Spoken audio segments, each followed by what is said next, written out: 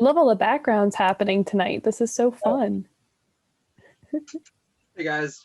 Hi. Hey, Matt. God, it's so weird. It's like you're at my house. Just in the back.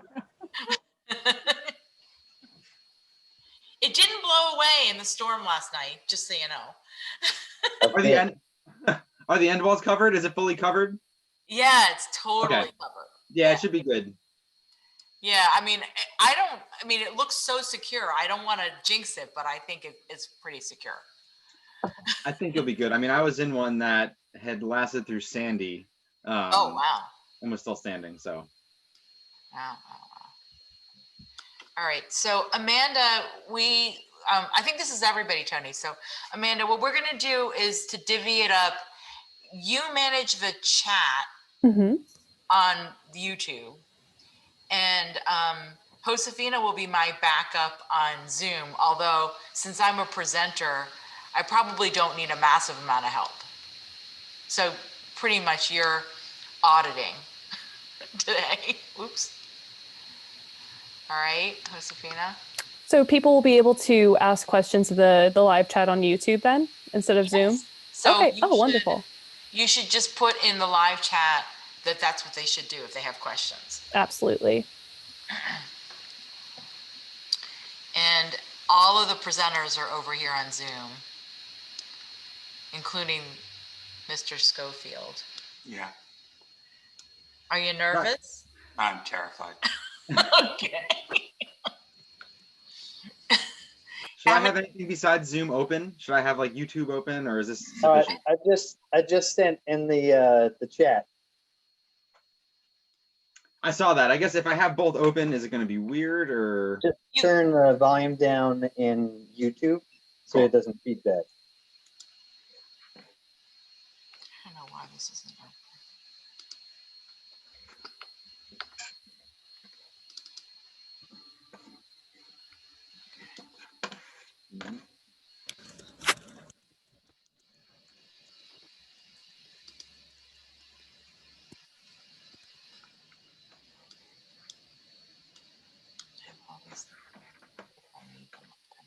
I should get rid of what I don't need, right?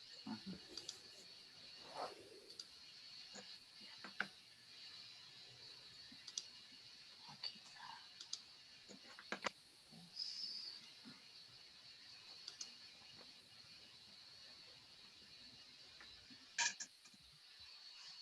I guess I should just check my Outlook to make sure nobody's freaking out. Yeah, I think we're good.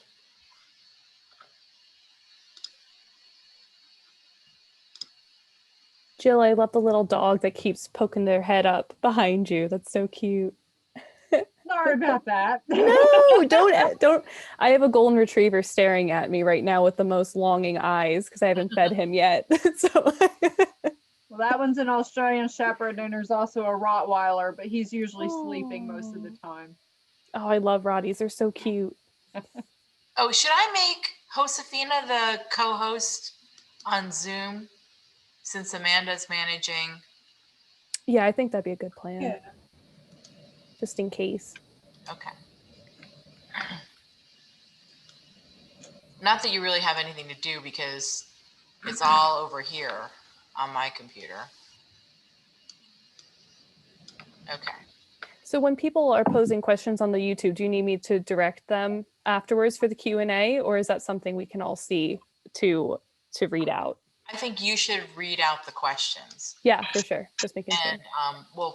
And Matt, you're going to be the stand-in on questions on the build because John isn't online tonight. Okay. Cool. Okay.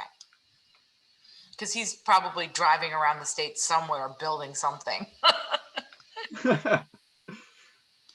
Yeah, I didn't know he went everywhere. He told me he travels across the country. Yeah, it's kind of crazy. Yeah, I mean, I imagine obviously the expense goes up, but because you have to house them. But yeah. But he's such a nice guy, and you know, he's really a calming influence because he really knows what he's talking about. Yeah, and he is a calming influence because I know I've spoken with him and I've helped him out when his clients were not so calming, and he never relays that down my end, so that's nice.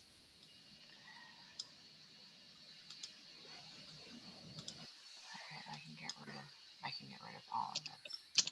I don't see anybody. Well, I should keep it. I can tell after 6. Yeah.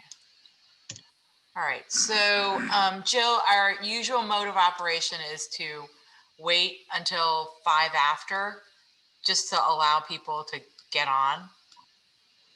That's fine. You got me for however long you need me. All right.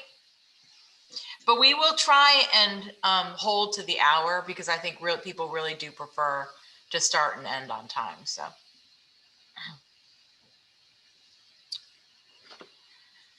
Okay. Can you guys see the PowerPoint okay? Yep. Yes. Yep, looks good.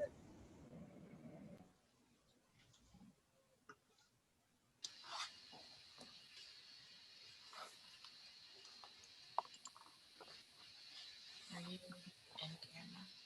Can you lift that edge up a little bit more? Any moment now, under YouTube, it should say just a few more minutes. There's definitely a delay on the YouTube, but we want to ignore the delay on YouTube because that's not the real time for us. We're like time travelers. It's really hard to explain right now, but so watch the YouTube, but kind of forget about it. It's not gonna. It'll be I don't know, maybe 30, 40 seconds behind. All right, no problem. Just focus on the Zoom. Then basically it's the same as always. I'll be 30 or 40 seconds behind. So, all right. This is kind of exciting. I mean, I'm hoping that it Works. works. Me too. Me too. So how are we going to determine, Amanda, whether everybody's here or not? I can see that while people are joining, so it says 8 people are watching now. I imagine that also I think that includes me, so there's probably 7 people watching at the moment. Right. So we had 10 people register, and so maybe we should just hang on for like maybe 5 like we normally do to make sure everybody's on board. Right. But I can see how many people are logged on. I'm just subtracting 1 does anybody else have the window open, YouTube? I do. I do. Yes. Okay, so that means that I'm not sure how many participants are actually with us. I did send a link to about 17 people. So if we all have it open and the people are joining, we should have 17 watchers. Okay, well, you know what? In the chat, we do know who's on. Stephanie's on and Justin's on. Yeah, cool. So, you know what? How about if you post in the chat, remind people to introduce themselves on the chat. Absolutely. And that way we'll have roughly an idea of how many. Oh, see, because now we have 6. So I don't know. So now we have 7. How many of us are signed in as NOFA on YouTube? I am at the moment. Me too. So we're the same person. Oh. In 2 windows. So is that okay? Do you think that we're that's fine? That's okay? Fine. Yeah, just don't close it or anything. Suddenly it'll all stop. That would be bad. Oh, that means Nagisa, you're signed in as NOFA too. That's I 3 am. Of us. Oh no. That's fine. But I won't close the window. In fact, I'll push it all the way over here so I can't. I just removed Oscar. Ah, darn. Now it's going to say message retracted. This one, I think it's okay. All right. So I think we should probably start, right? A couple minutes. Yeah. Well, let's just give it a couple more minutes. We have 11 now, so good. Well, then we should start. We should start. Because how many were we total? If you have to add like 3 or 4. the registrations because I'm gonna do right, a, because we sent it to other people. when you're ready, I can do a Zoom, a mic check. I just need to make sure our levels aren't. So we need a little bit of chatter, but I need to be able to visually see where our levels are. So okay, Um, well, it's you not got 5 after. So at 5 after, okay. a little bit of chatter. Welcome. We're almost there. Or unless you want to say something like that now. But Oh, okay. So I will say something now then. all right, ready? Here comes a mic check, and you're live. Okay. Welcome everybody. Tonight is NOFA New Jersey's Building a High Tunnel workshop. We have a number of guests today, so I'm going to get started in just a couple minutes and introduce them. So it's 3 after now. We're going to start at 5 after. So you have a couple more minutes. Okay, who knows at what time they'll actually get that, but it'll be then. Okay. We have Chris Cook Gibbs, who just introduced himself as well. So that's another person. It's exciting. I could play the fun drive, or I can play just the intro of what the workshop is. Oh yeah, there we go. Tony, as the NOFA oh. person, if I on my end on my computer have the volume turned down on the video, does that turn down for everyone else? I don't think so. I sure hope. Okay. I know it doesn't, because I had that turned down. That's just on your window here. Okay, just making Zoom sure. or whatever world. This is why I kept saying it's like an Inception. It's just layers of weird. Anyway. Right. All right, so I can, in a moment, in that 5 after, I'll play the intro. When the intro ends, I'm going to come over to Zoom. So what do we want on Zoom? Do you want human, or do you want what's this thing called? PowerPoint. PowerPoint. Okay. That's Mr. PowerPoint. Mr. PowerPoint to you? Yeah. Okay. Okay. So I guess you have to take it full screen or what have you, but we'll still be able to hear each other. Yes. Right. So take that.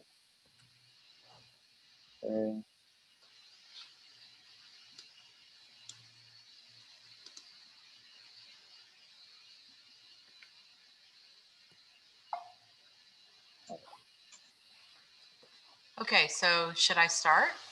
I'm going to play the intro. Okay. Hold on a second. Ready? Ready. Intro is keyed in. It's playing. Yeah, we really got to work on some of this, because right now, yeah, everything's okay for the viewer in a few minutes. How do I get rid of this? I have Zoom queued, ready, and Zoom. All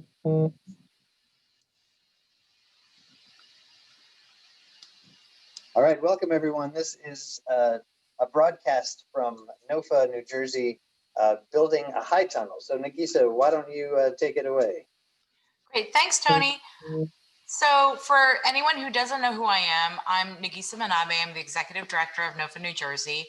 And I just by happenstance had applied to NRCS for an EQIP contract to build a high tunnel. And so I thought that it might be helpful to people to learn a little bit about what it requires to apply for an EQIP contract with NRCS, and also to understand what it entails to get the approvals for a high tunnel, and then what you need to do to build it. And so today we've assembled a group of people.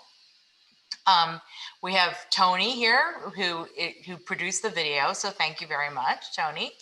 And we also have Jill Ott from NRCS, and she'll introduce herself a little more in detail when she starts to talk. And then we have Matt Hand from Rimal Greenhouse Systems. So they're the people who actually constructed the greenhouse. And then we also have on video, John Klein, who has been building greenhouses from Maine to Florida for the last 58 years. And he has a company called Sunworks Corporation.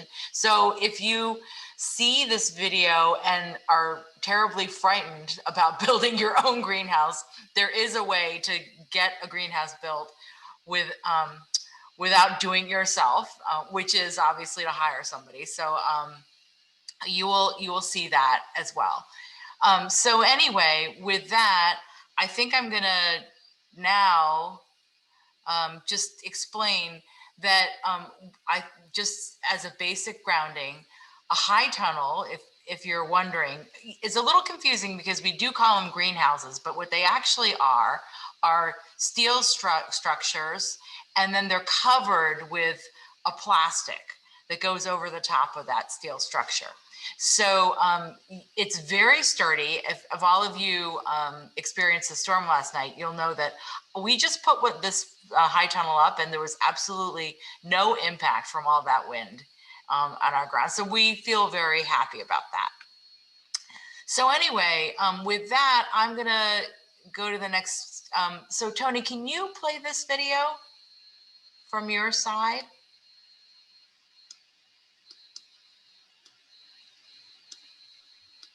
Or do I need to do it from Zoom? You're on mute, Tony. I'm on mute. So yeah, I believe you're gonna have to share it from your PowerPoint. And if you can, make it full screen. Yeah, I think I can. Yeah. Oh.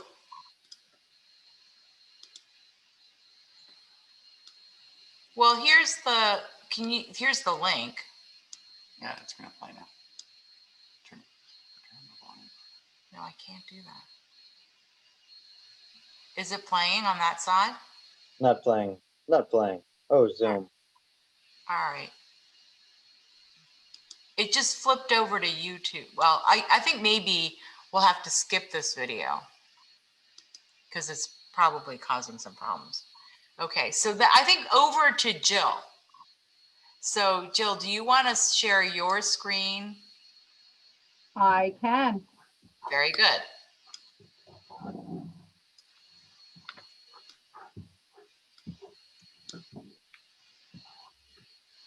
Do you see it or not yet? Not yet. Post disabled participant screen sharing. So I don't have the ability. Okay. We will soon.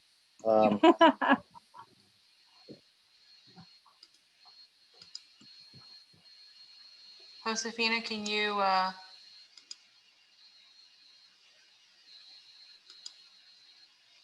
oh, here we go. I can do it. All right. Jill. Now I see it. Yep. Very good. Hopefully you should have it coming at you. Great. Do you see it now? Yep. Great. Okay, so my name's Jill Ott. I work for USDA Natural Resource Conservation Service, and I'm the district conservationist out of the Frenchtown field office, servicing Hunterdon, Somerset, and Union counties. So they asked me to speak on one of our many practices that we help cost share through our financial assistance programs. And just to talk a little bit about what you need to know if you're interested in pursuing that cost share. So there must be a cropping history on the farm for the crop that you intend to grow in the high tunnel. This is not for a new adventure. So you have to have experience with that crop. You must have a resource concern on your property in order for the financial assistance to be available to you. Most typically, that's not a problem with high tunnels because usually it's your plant health and vigor or extending your growing season. As far as eligibility, we must have a location on cropland to install the high tunnels, and it must be a manufactured kit and installed in its entirety according to manufacturer directions. So a lot of times folks who are in a contract for this practice will send us what they intend to purchase for us to look over and just to make sure that it meets all of our requirements. It must have 6 milliliter plastic and must be a minimum of 6 foot in height in the center. Some of the other things to think about is it must be on native soil. Since we are resource concern focused, we want to make sure that you're not bringing in amended or heavily amended soil. We can do raised beds if you're interested in raised beds, but again, they must be filled with native soil or minor amendments added to them. The raised beds are 12-inch height and barriers are prohibited. So the plastic liner from native soil to beds cannot do if you are involved in our programs. So to get into the financial assistance end of things, we are designed to help farmers with the cost of installation, but we do not cover the full cost typically. This is a competitive program, so it is a process. You apply, we go through a ranking process, and we would help you through all of those steps, but just so you know, it is competitive. And practices are used to treat an existing resource concern. So once you have a contract and you're installing, it must be installed in its entirety to manufacturer specifications. I stress that because if the kit calls for ends to the high tunnel, you must install the ends to the high tunnel before we can pay, or any other components that are add-ons. And it must be inspected by NRCS that it does meet all of our requirements before we can issue any payments. We do have two different funding sources, although most of the funding comes out of our EQIP program. We do have the AMA program available this year with a focus on our high tunnels. Both are cost share, both are at the same rates.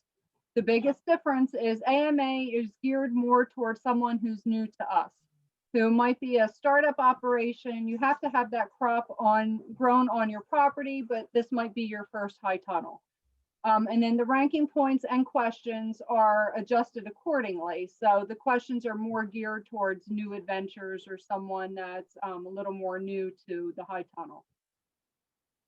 So the dates and the specifics that I talk about are New Jersey specific, and everything changes year by year. So right now we just got done with our first round of applications for the FY21, which would be the next fiscal year. So if you were to apply today, you would be applying for FY 2022, or sometimes, depending on how much funding our state gets, we might open it up to a round 2 of applications. But moral of the story is we call it a continuous sign-up program. So you can come into our office and sign up at any time, and we'll talk you through timing. But the biggest thing is we do not work quickly. You know, obviously we're talking a year to 2 years out. So you really need to plan ahead when you're working with us in our programs. But all of our assistance is free, whether it's for the financial end of things, or we do general conservation planning. We can come out, walk your farm, look at your resource concerns, help you develop objectives, and then we'll plug the programs and the financial end of it into that conservation plan once we have that plan figured out. So you can sign up for the program funding end of things, or you can just give us a call for the initial site visit. A planner will come out to the farm. We'll just walk the farm with you and help you view things through our eyes. Our funding programs are competitive. Ranking period for most programs are this time of year. It's fall into early winter, and that holds pretty consistent year to year. The date might vary a bit. Ranking is based on how the objectives meet national, state, and local concerns, and also cost efficiency. So for a high tunnel, we get a pretty good environmental bang for our buck. So they usually rank pretty well. There is no minimum farm size or minimum farm income, so we work with pretty much everybody. However, there is a cap to our high tunnel funding. So this is one of those rules that changes year to year to year to year. Right now, or last year for the program rules, we capped it at $11,761 for regular rate. Or if you fit into our historically underserved category, it was $14,113. This year, I think they're going to a maximum square footage as to what we could pay.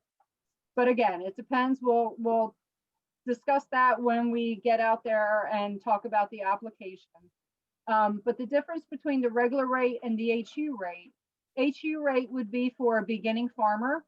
So someone who has not filed a Schedule F in one of the last 10 years, or it could be socially disadvantaged. So we have different ethnic categories that if you can self-certify that you fall into one of those categories, you can get an increase in financial assistance. Or there is a, it would be based on minimal income. So and every county has a different level. So I can't quote you those income levels now, but if you have a lower income, then you would also qualify for the HU rate. All of our programs are 100% voluntary and non-regulatory. So anytime, if you don't like what we have to say, you have the right to say, nope, sorry, not interested. Once you sign a contract, you are committing to installing that practice, but there is no commitment. You have to be 100% willing to enter anything that we're offering you. And as always, we are USDA, so we're a federal agency. Everything remains private as far as your information. So the big question, what are the rates? So for regular rate, it's $2.76 per square foot, and these are FY21 rates. For historically underserved rate, it's $3.31 per square foot. And again, it's not intended to cover the complete cost of the project. And if you do any of the install or labor yourself, that can also obviously count towards the cost. So things to remember if you're considering our program, you must have control of the land. You don't need to be landowner, but you do need to have consent from the landowner that they're aware of what you're doing and that you're going to be installing these practices. You do need to have farm records set up with FSA, and we can help you through that process always. It's not a quick process. If you applied today, you would most likely be looking at install of summer of 2022. We cannot pay for practices that have already started prior to signing our contract. So it's not like you can put it in today, then apply, then get funding and get paid after the fact. And the only requirement we have for our EQIP eligibility, or one of the big requirements, I should say, is there is an average gross income cap. So if you or the entity are making over $900,000 AGI, you do not meet eligibility for EQIP. And then this is just a little map of NRCS and where our offices are located. And I am right here in Hunterdon County.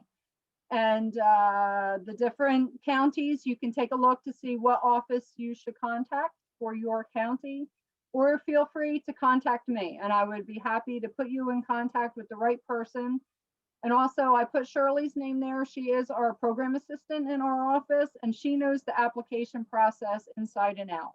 So if you're interested in applying or have any questions, if you're applying through another office, please feel free to reach out and we'd be happy to answer any questions. Great. All I have. If there's any questions, I'd be happy to answer. I think Amanda probably check in and see if people have questions at this point on NRCS, since that's the first segment of this workshop. Yeah, sure thing. So if anybody has questions, please put them in the chat of the YouTube, the YouTube video that we're watching. And I will direct them to our speakers as we go. So far, I don't have any questions though. And also know that there's a delay. So, you know, if folks are watching now, you can actually slide your slider to the future if you started late. There's a few tricks, but then you might miss some questions. But we'll just stall for a minute. I hope everyone's having a great time.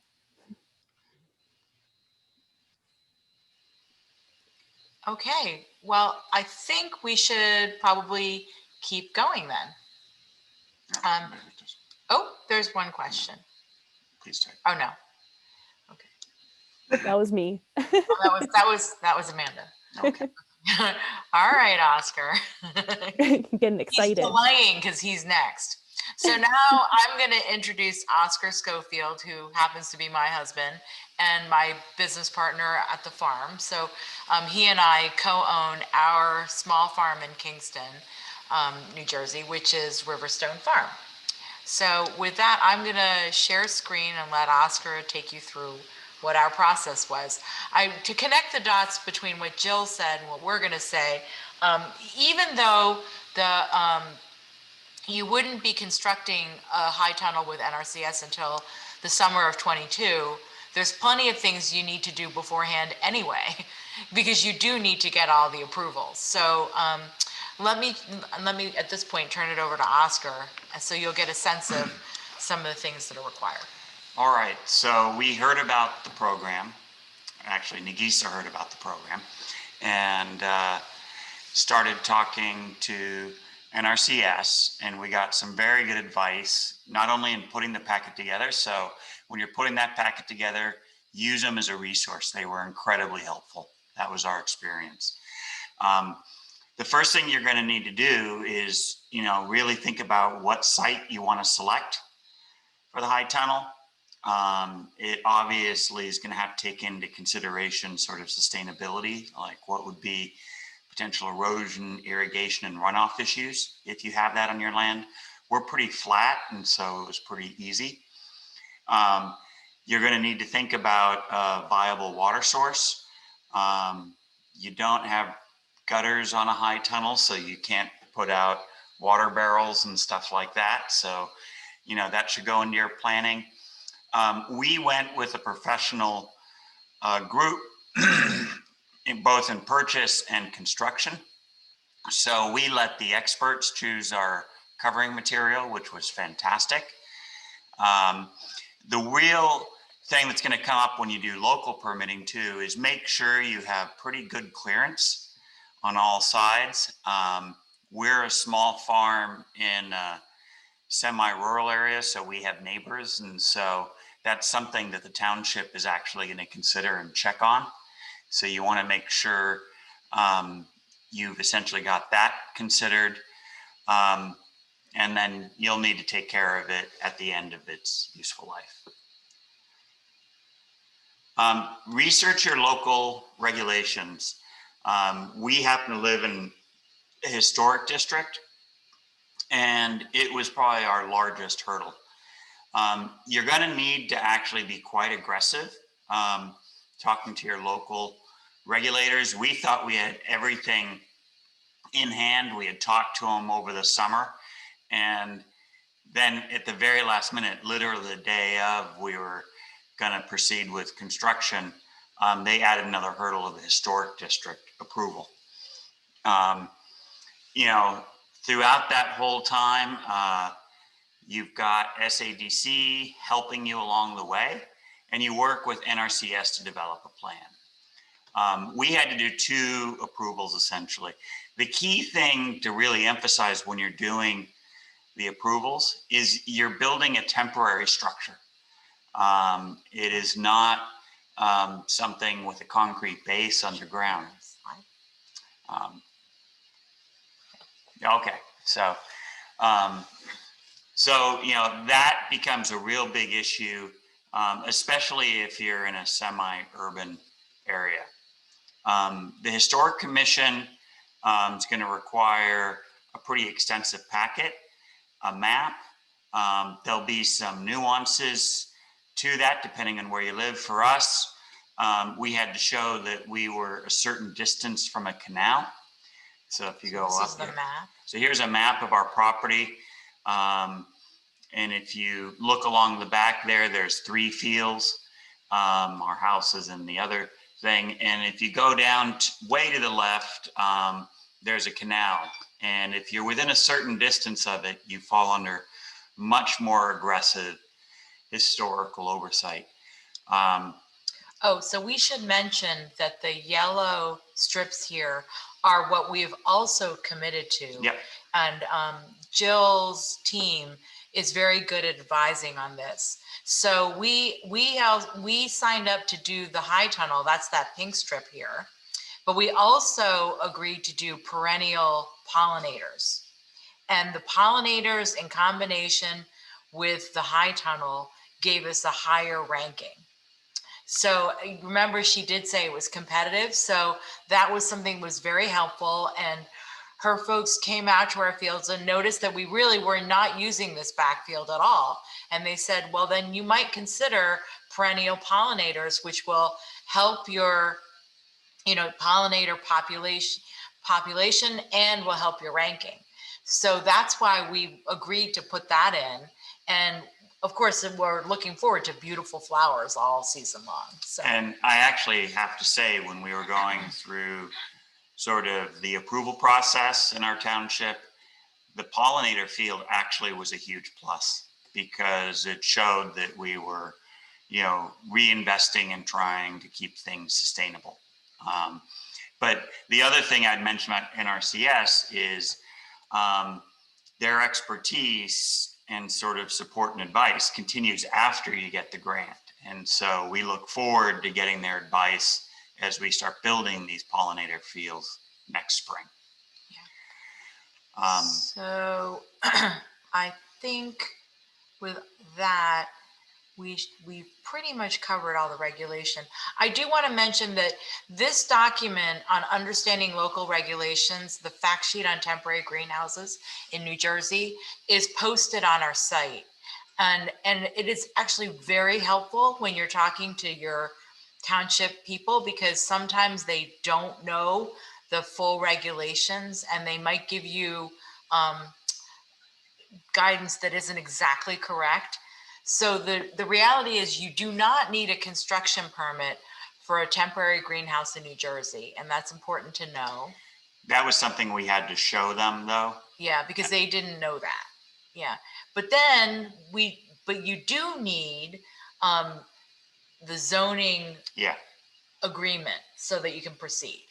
So the combination of the historic commission, if you have that applying, and what do we have, a zoning? It was essentially a zoning approval. And the main thing they looked at there was the position of our high tunnel on our land, that it was set back from neighbors and other units. That was the key thing that they looked at. So I think we have there it is.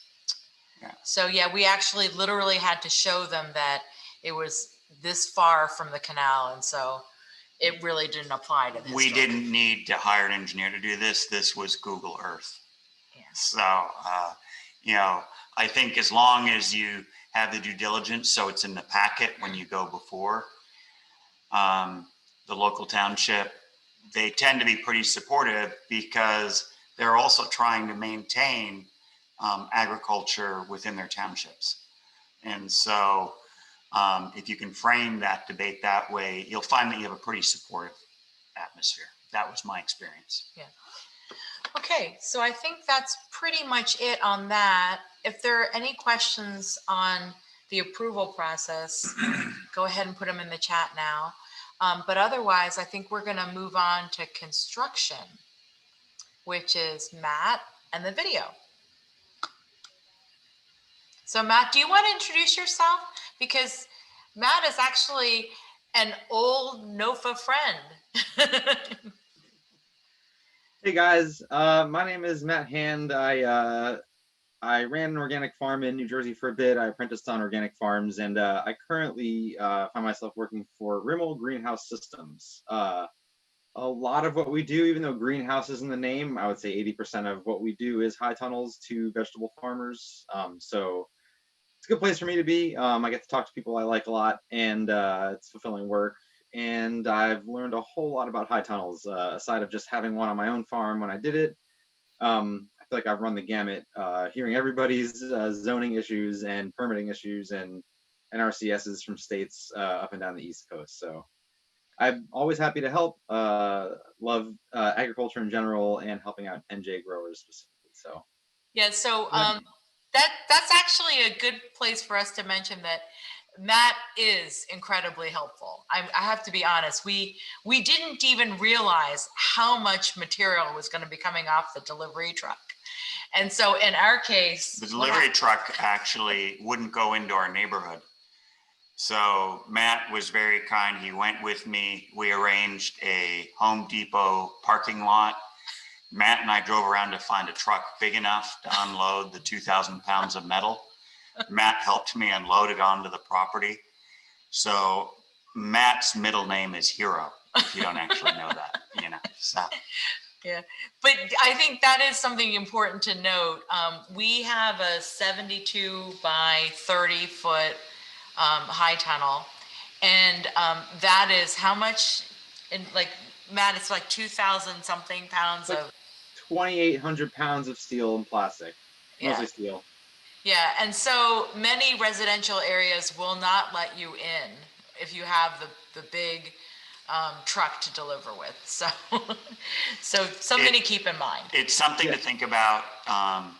If you got a farm and you've got lots of hands, you know, you're probably well suited to build it yourself. But in my experience, it's just me.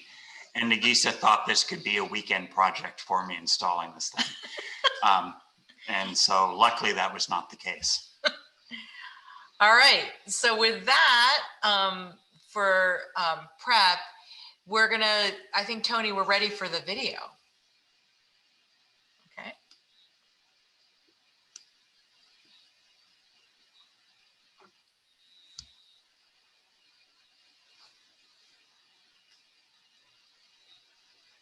Right now, the video is playing on the other channel. Oh, okay. So you guys can't see it, but you just got to believe me, it's playing. Sorry, I do you'll get see to it watch on this YouTube. later. Here goes the video. Yep, it's going.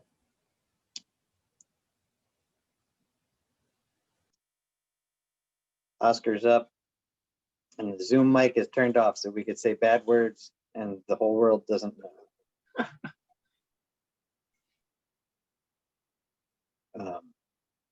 So everyone's got to pee. You got a couple minutes right now. If you got to pee, we got about what did I say, 12 minutes. I'm not kidding. I might even do it myself. Actually, no, I'll wait till you guys are talking again.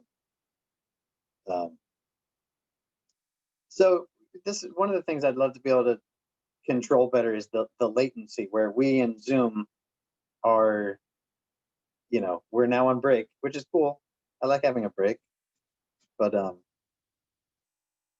is everyone able to see Oscar up now in the YouTube window, but just you can't hear him?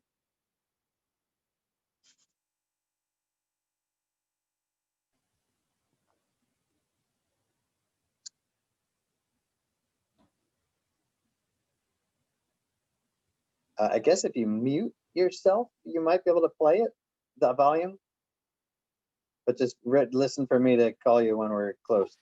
That's what we're doing. We've got Square muted. You guys are so smart. You guys are so it's smart. crazy.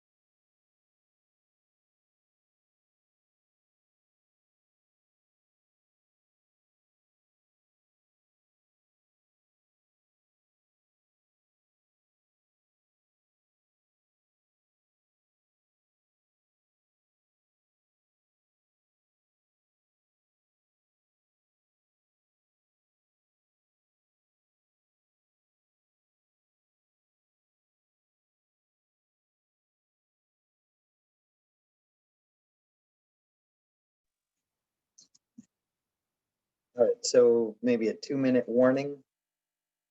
Maybe less, I'm not looking at a counter, but it's about that. So what do we want next after this? Do we want to go back to Zoom? Yeah, let's go back to Zoom. I'm just going to say a couple of things and then I think we're done. We'll open up for questions and see if anybody has any questions. All right, just remember to mute. I'm digging the mute music. YouTube.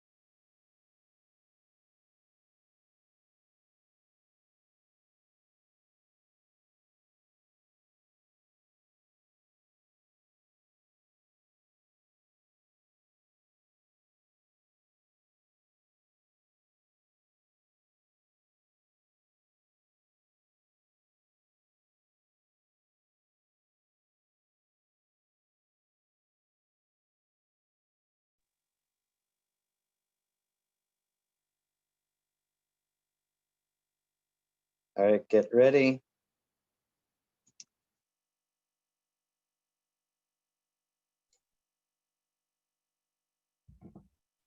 Probably like 5 seconds or so.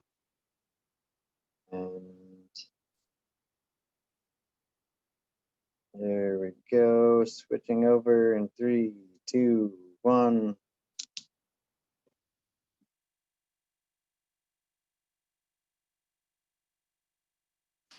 Okay, so we unmuted. So there are a couple things we want to call to your attention. They were mentioned in the video, but I think it's important to reemphasize. One thing that's really important is you probably heard we were looking for a window when there wasn't wind. And we're talking really no wind, under 5 miles per hour. And the reason why that's important is frankly for safety reasons, because if it's windier than 5 miles per hour when you're installing the plastic, it'll blow away and might take you with it. So, and frankly, we were really anxious to get the high tunnel done, but we were very lucky to be working with John because he knew exactly what we had to wait for. And it does take quite a bit of patience for that. And then the other thing I think to consider is that there were 4 very strong people on site to build this thing, because those braces, those big steel gables that were going over the high tunnel, I think, Matt, what do they weigh? They weigh between 100 and 150 pounds per arch. And Yeah, so when it's that, constructed, yeah, like 140. yeah, 140. Well, they seemed a lot heavier to me, honestly, but I'm sure they probably were 140. And so, you know, be sure you have 4 or 5 strong people to lift. Oh, I think there's a question in the chat from Stephanie. So Stephanie Harris had a question about what did I mean by consider the neighbors? It was not considering whether we were going to put a green, high tunnel in or not. It's more the placement relative to their property line. and that there's enough distance so it doesn't become a point of contention when you go through approval. And then for the ventilation, you saw that there is actually a gap down. There are some gaps that allow some airflow in and out, but in the summer when it gets really hot, you have to pull up those sides. We were in over this last weekend and it was quite warm inside the high tunnel. All right. I guess the only other thing, I put it in the chat, but just so everybody understands, what we did was we used a combination of 2 different kinds of wood when we were building the high tunnel. We used cypress closer to the ground where it actually comes in contact with moisture. And then for the ends, we used untreated fir because it's covered mostly by plastic. So only that piece at the bottom, which John was referring to, needed to be lifted off the ground in order to make sure that that wood doesn't get as wet, right? So that was a way to manage the cost, but still have the important pieces be the more expensive cypress. So I'll make an addition as well. If the cost of that cypress baseboard is prohibitive, the baseboard is a fairly simple thing to replace if you have to when that lumber rots. So if you went with like a Douglas fir from your local big hardware store, it's going to last 3 to 5 years, but replacing that is kind of like a 2 or 3 hour project. You know, so it has to be replaced more often than cypress, but it's not like replacing a whole end wall where you have to take apart the frame and get it all going. So. Great. So, and I will also say it's actually quite difficult to find cypress suppliers.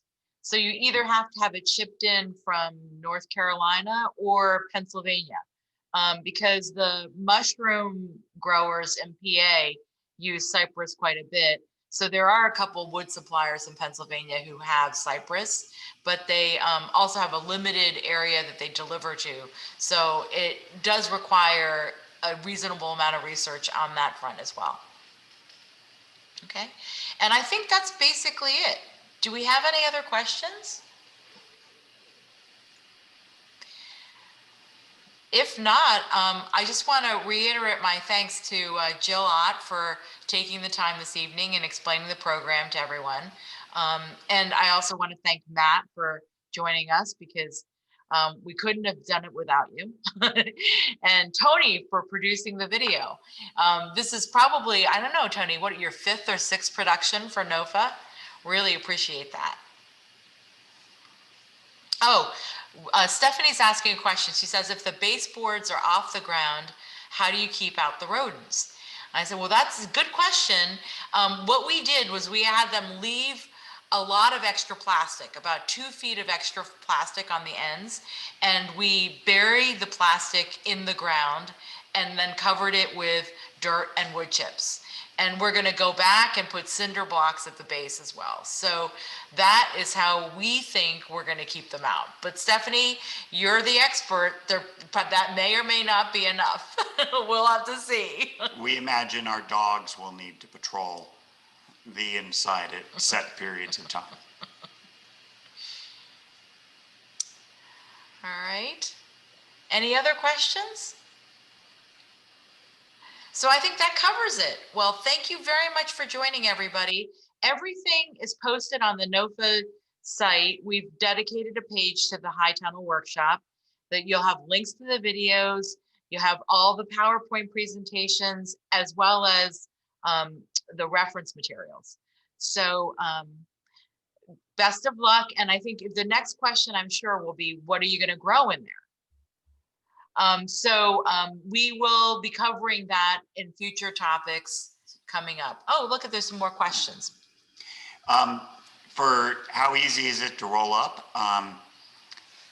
To be perfectly honest, I haven't done it yet. So maybe we should ask Matt. They've demoed it. We're going to have a manual crank, and essentially it's a whole levered system. You turn, and it sort of turns that pipe up, lifting the plastic. Let Matt answer the question. Matt can talk about lots of the different options. Yeah, so the most basic option is what Oscar was describing as a T-handle. That's a pipe cross, and then when you get the roll up to where you want it, there's a larger pipe that sort of acts as a kickstand that'll brace that roll up side against the dirt so it doesn't roll down any more than you want it to. The roll up side on a 30 by 72 probably weighs about 30 pounds at the bottom and 40-ish at the top when you roll it up. So it's not a lot of strength needed, but if you think about it, if you're tired at the end of a long day, and you have it all the way rolled up at the top and you let go of it, it's gonna roll itself down quickly.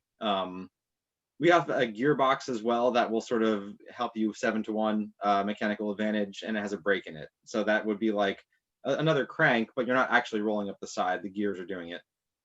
And there's also automated options as well, which work on thermostats and allow you to leave the farm every so often. Yeah, I think Tony, the other thing to consider is, I think Tony mentioned to me that we should probably look into covering for the top of the high tunnel, because in the summer it'll get super hot in there. I mean, it was actually as warm as a sauna this weekend. So it was very pleasant to be inside that high tunnel this weekend. But I think in the middle of the summer, it would probably be deadly hot. So you probably do need some sort of covering for the top of the high tunnel. You can get away with a 30% shade cloth with most crops in New Jersey over the summer without hurting them. Most New Jersey growers don't need the shade cloth though through the summer. The roll-up side's open, and if you can open up the ends, will ventilate it enough. It will be hot, but typically that's not enough to slow down growth or make you want to grow outside of the tunnel. So still a plus to have the tunnel, but it does get toasty in there in the summer. Ventilation is important. Great. Oh, Matt, maybe you should mention the smaller size that you have, because I think some people might be interested in a smaller size high tunnel. Yeah, so all of our tunnels, every tunnel that we sell meets the NRCS guidelines. So the smallest one we have is 16 feet wide, and that comes in 48, 72, and 96 foot lengths. And our other high tunnels also, you can get widths pretty much anywhere from 18 to 30 foot wide, in any length from 24 to your imagination in 4-foot increments. So, we have a couple out there that are like 30 by 300. So, it's really it's just adding 4-foot lengths of the structure to keep going. Great. Okay, well, I think that covers all the questions. So I want to thank everyone again. Thank you all the speakers, and thank you participants for tuning in, and have a wonderful evening. And the video will be posted, so if you missed any part of it, you can dial in. All right. Thank you very much. Thank you. Bye. Okay, so Tony, are we all set? Oh, good. Okay, I just had to turn the Zoom mic off. Okay, we're good. So the Zoom mic was left on for a couple seconds. After, right now I'm doing the fundraiser video, and then I'm going to end it. Great. So we've done well. We'll be able to review what we did afterwards, and should be interesting. Yeah, we're going to get better and better, I swear. Yeah, Jill, thank you very much. Thanks for your patience. My pleasure. Thanks for the invite. Anytime. Okay, great. Yeah, Jill, I'll be reaching out soon, I'm sure. Okay. I'm in your zone. I'm in your zone. So. Oh, fantastic. I realize that since we're Somerset, you do take care of us too. Yeah, When I saw your farm name, oh yeah, I know that one. Oh yeah. Okay, guys. Thank you Cool. very much. Thank you. Have a good night. Good night. All right. Bye. Bye, guys. Thank you.